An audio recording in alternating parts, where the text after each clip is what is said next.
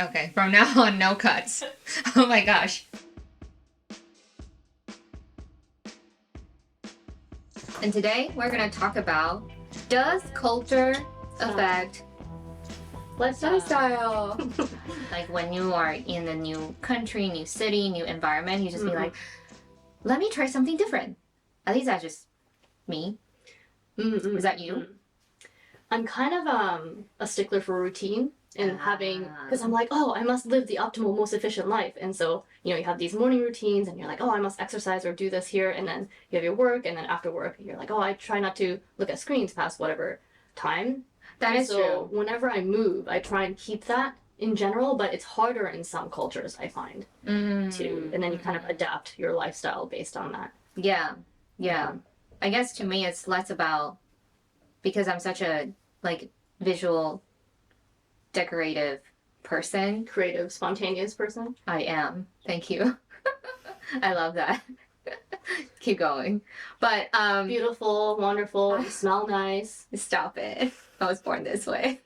Wow, do you just look like Prada or smell like Prada too? Oh my god, I am Prada. This is gonna get turned into a meme.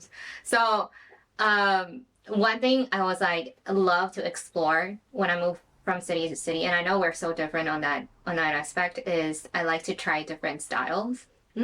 From how to set up my house to how I dress. So, and then that always gives me some kind of excitement and something to look forward to. You're like a form over function. I'm like a function over form. I'm a form, but that's why we're in harmony. You should say at the same time. Harmony. I think it's just like how you function in a society. Yeah. So you change accordingly. Like train habits are so interesting because I think living in Japan, they have a very specific set of train habits, which is very different from like Berlin or Toronto or wherever.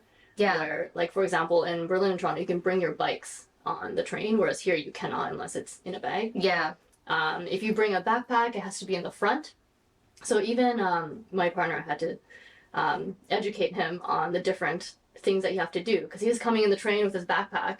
And I was like, no, so rude. So rude. And I was kind of like ashamed. I was like, oh my god, I don't know this guy. Yeah.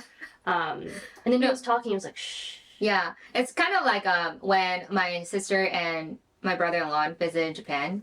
Like in New York, and it's a known fact, if you're almost like not being able to make it to that train, onto that train, you just use one finger, well, usually more than one, but to keep one of the door open. Oh, I was picturing like a Spider-Man one finger in front of the train situation. Not as glamorous and dramatic. So when they were visiting in Tokyo, one time I was like taking them and showing them around the city, and then we were trying to catch a train. I got on a train when they're still like trying to rush to go to the gate.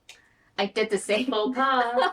I did the same thing. There are signs that say do not rush to the train. And then I feel so ashamed, right? So the next thing I did was I pull immediately. Of course, the whole train, based on safety, it's not even because they will stop for you, it's because they want to avoid any accident. So of course all the doors open again, which I'm so sorry about that.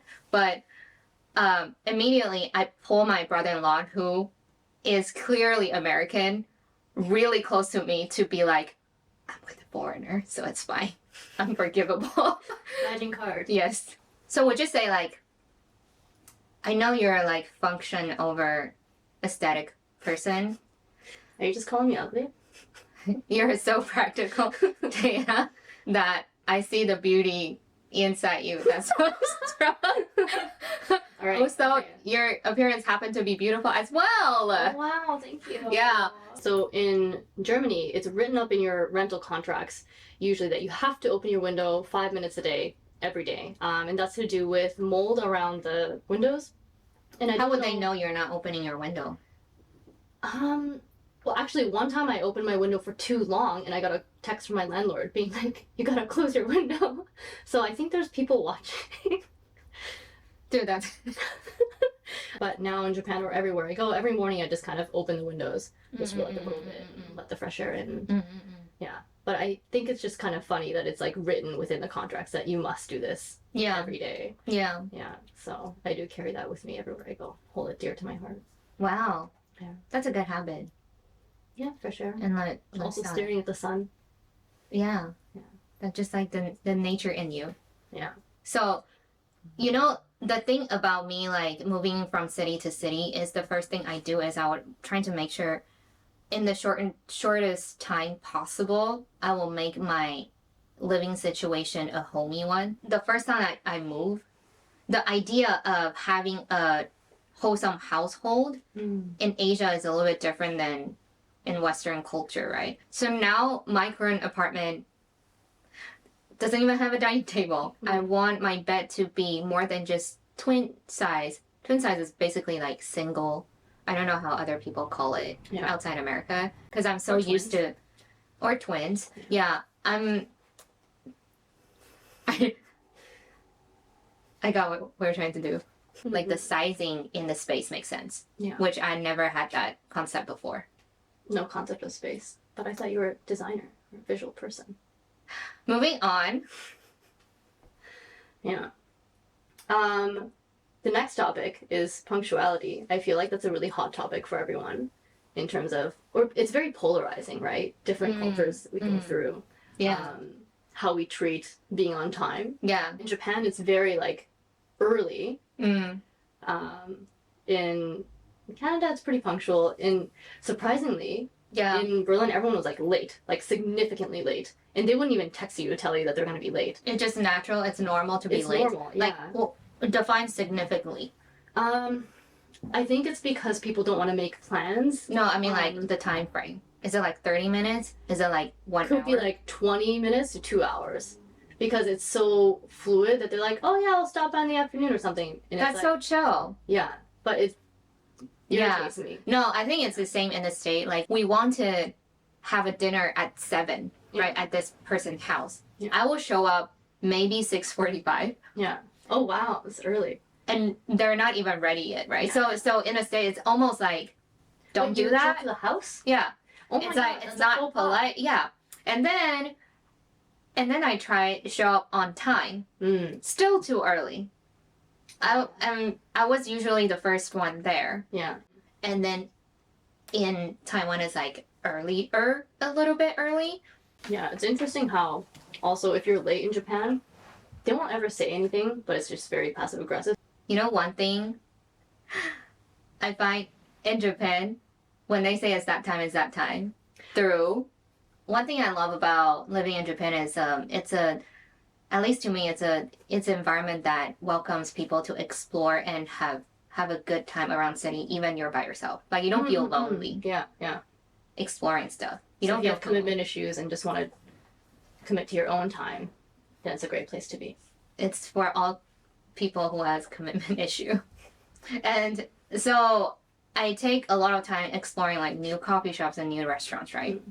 They don't allow you to go in till the clock strikes 11 sharp. I have a bone to pick about the cafes opening at 11 and 10 though. Okay, for a lot of people, when they wake up early in the morning, they want to go to a cafe and have a coffee.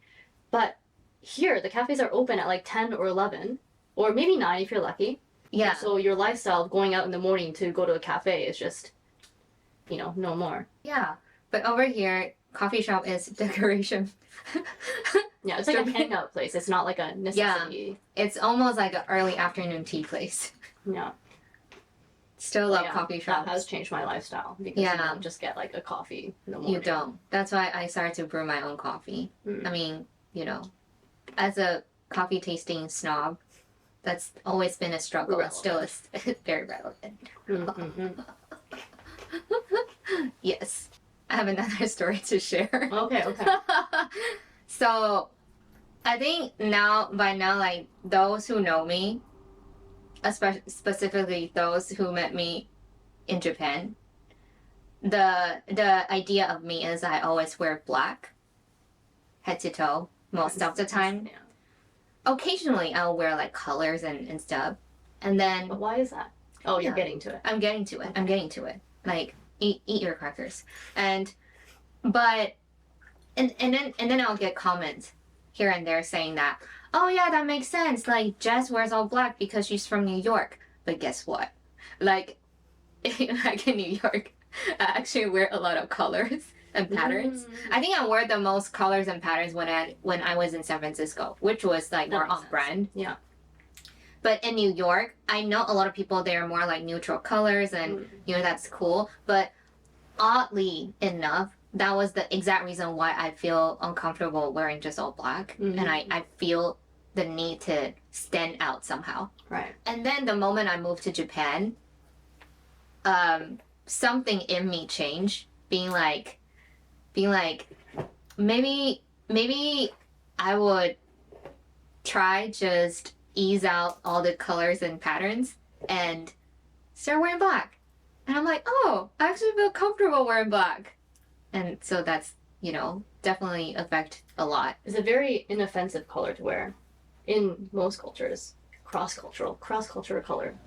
I'm kind of like a style chameleon when it comes to different cultures. I think because I've been so self-conscious about not fitting in that I try my best to fit in by looking the way that most people look like in that society. So like in Canada, I was very like business casual. So I was pretty, I don't know, normcore. Yeah. Same with like Australia.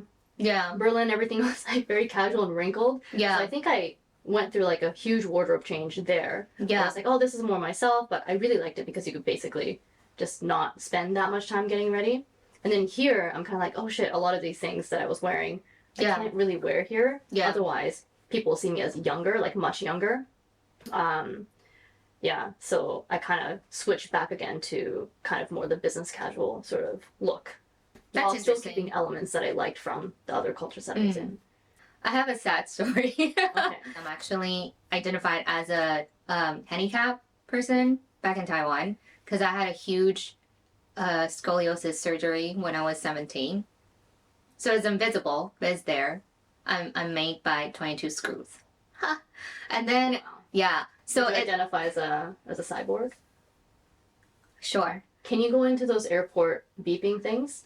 Does it beep? 10 out of 10, whenever I mention this story, people will ask that question. We are all unoriginal. Yes. Yes, and very predictable. So anyway, because of that, the amount of activity I can actually do is very limited. In New York, I found I could do like spin class, so stationary bike. Yeah. And so to me, that's a very important sport that I hold on to very closely because that's how I make sure that my body is active and it's like You've got healthy. a spin cycle in my room. Let me tell you why. Because the moment I moved to Japan, because I have so many tattoos on my body, I'm not allowed to not just go to like hot springs, right? I think that's like a pretty commonly no fact. But also, I didn't know I wasn't allowed to go to a gym or sign up workout classes. So, and then I looked it up. Scary, your tattoos. I know. Oh my God. Can you show the viewers like a little bit of how scary your tattoos are? Wow. So scary. And then on my legs there are Disney tattoos. Wow. So menacing. I know. I'd be very intimidated if I saw that. I know, right? I'm just such an intimidating Especially in a person. workout class. I know. So sadly, I can't do that anymore. And I think that's like the leisure lifestyle change is I eventually, of course I have a stationary bike in my room because I'm just so desperate to work out. How many times have I used it? That's another story. But that's me. Yeah. Like in Germany, I tried going to Muay Thai. So I was doing it a little bit in Canada, took a bit of a break, and I was like, okay, I really want something a little bit more high impact because, by the way, especially for ladies out there, if you don't do high impact stuff, apparently your bones crumble when you're older, so it's always good to have. I'm gonna crumble osteoporosis when I hit 50. Prevent it by hitting I'm gonna crumble a cookie crumble. That sounds delicious. Yeah, I am delicious. Ashy ass cookie crumble. Ooh. Anyways, so I started to take it up in Berlin as well. And so I'm like practicing and we're just like play sparring or whatever. But the thing is, everyone in Germany they're way bigger than I am. And so I'm getting socked in the face, I'm getting kicked in the stomach, and like I'm getting the shit kicked out of me all the time. And it was really not fun anymore for me, so I actually stopped doing that in Germany. So I would consider that kind of a leisure activity fail. But recently I picked it up again because people are more my size here, so I feel a little bit more confident. that I'm Yeah. not gonna die. There are also so many things I wish I could bring to where I currently am, Mm-hmm. which is Japan. You feeling comfortable with expressing your boundaries of work-life balance. Yeah, Boundaries. that's true. The word. Because boundaries in a lot of cultures are expected, or, you know, like in Europe, it's kind of like, oh yeah, of course we have work-life balance, but here it's kind of like if you voice it, then you're difficult to work with. Yeah, it's like, you know, like the benefits are all there. Mm-mm. It's written. Yeah. In the employee handbooks or whatever. Yeah. But even if those benefits are, you know, overstepped, Mm-mm. nobody says anything. Yeah. Because they don't think they should say anything. Or boundaries of contacting you after hours. Yeah. Expecting work. Yeah. So I think that's one thing I wish I could bring to, because of course I don't mind saying things, but again, that's me playing gaijin card. I wish that could apply to everyone so that they can feel comfortable having that right or safe space to be like, I'm a person too. I need life outside work too. Yeah. But it's interesting how in I find in Japan when people get into a hobby, because their work-life balance is so askew that they only have time for like one hobby or, you know, or hobby, I guess, and they go like very deep into it, whereas in Western cultures you kind of go on the surface of it. Yeah. So you have a lot of different little hobbies like crafts and, I don't know, drawing comic books and knitting and games and podcasts or whatever, and that's kind of your identity, is like, oh yeah, I like all these different things. But here they're really like, yeah, I work and then I'm really into cars, or like, well, I'm really into cycling, or they get like really, really deep into the one. Yeah. And so that's why you have a lot of like specialists and a lot of niche, good quality stuff for each sort of hobbies. So it's like if there's a like a happy medium, that'll be great. Yeah. Because I do think like in New York, I do see a lot of people. Yeah, they will say they have a lot of slashes. Yeah. And what they call the slashers. Yeah. I'm a creative director. I'm also a photographer. I'm also like a professional home cook. But how deep or in depth you are in those areas is questionable. Yeah. Versus over here, if you can open that can of worms for them, they can tell you every single thing within that realm. Yeah. That will like, it's just so fascinating. But if you have something in between, so it's less like concentrated, almost obsessive, versus it's like too broad, too distracting, then that will be cool. Yeah. I mean, there's pros and cons to both, right? Yeah. Do you think you're the type to go deeper into one, or have a No. Oh, I'm more the type of person that I stay curious on stuff, but it is okay to not be so specialized in one thing, but knowing how to appreciate that is as important. Yeah. Appreciate that, then you start to respect people who are professional in that area. Then that's a form of art itself. Yeah. Everything in moderation.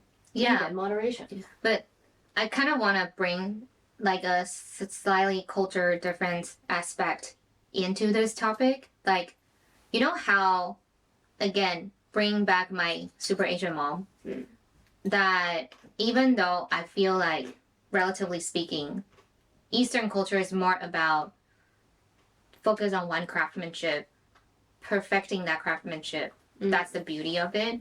And then you have to be the master of that, right? Versus like being able to be versatile and then be flexible and leave rooms for more things to come through. That's like more Western. But there's also the societal pressure, I think, in Western cultures that you should be doing everything.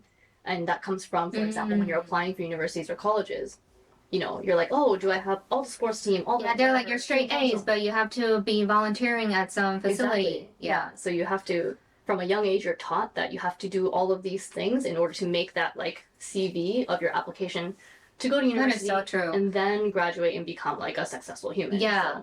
So those are like the benefits of being third culture or being exposed or living in different cultures, because you realize what works for you and what doesn't work for you. Yeah. You take the best parts of everything.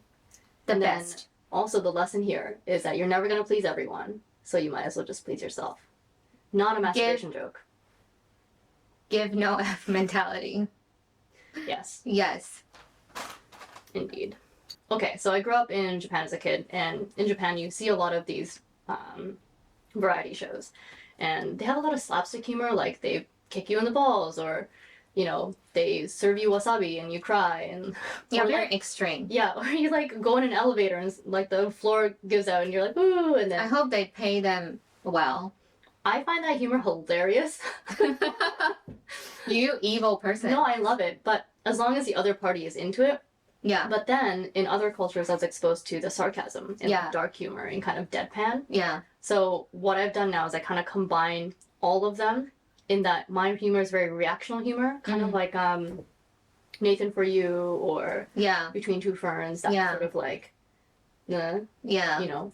Yeah. But it's kind of like you see their reaction, and that's kind of funny because it's both like slapstick and sort of sarcastic. I love her humor. Isn't it interesting? Humor relates to like the identity style, like lifestyles, right? Like the sense of, I think in Western it's more promoting individualism versus in Asia it's like harmony. Like you're supposed to blend in, you're supposed to be a team player, you're not supposed to stand out. And then so a lot of humor is not personal; it's more like creating a scenarios that's external. True. But when it comes to like at least in the state, the humor is always about, not always, but a lot of time making fun of yourself or exposing your vulnerable side to the world so that they're relatable because they also feel the same way or experience a similar situations. So defense mechanism. So like Taya and I used to work at the same workplace, and then she would drive these like weekly meeting, and at some point she would add into like aspect of sharing dad jokes moment. I found it, even though I was rolling my eyes, I found it hilarious, but the whole room will just be so quiet. But I think I found enjoyment in that awkwardness rather than the actual joke is. Yeah. So So that was great. thank you. I'm glad you're That's very having a good time. Yeah. Yeah. Yeah. No, I love that. Memorable. Yeah, It's cool. I like to think so. Yeah. So Jess, do you think that culture affects lifestyle? Absolutely. What about you, folks? Do you think culture affects your lifestyle, and how? You know what? Just like throw us some DMs. We are curious because I think the things we share is just the tip of an iceberg, right? There's so many things. Yeah, there's a lot of topics that we would like to dive into definitely when it comes to like work or like dating or things like that, but Dating. that's But- a topic. Yeah. But we'll wait for For the next to- step. No, just kidding. I The don't next, know. next. I don't know. Now it's time for the thought of the day. Yay! All right, Jess, It's the banana. Okay. give us the contemplating food for thought of the day. Do-do-do-do-do. This time you can read it. Do I have to read it? Yes. What if it's like so bad as a dad joke? Just gonna have to. If you try to fail and succeed, what have you done? That's so convicted. Yeah. So have you failed or have you succeeded? If you try to fail and succeed, what have you done? I fail. Wait, is this a trick question? Or just It's for like a us to wordplay. If you try to fail and succeed, what have you Because you've done? succeeded at failing, so you've succeeded at something. Is that the answer? No, it's just there's no answer. That's it. All right. That's thank our you. episode for lifestyle.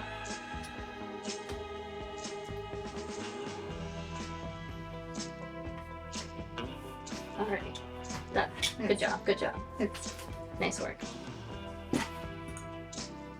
I think that's it. is that it?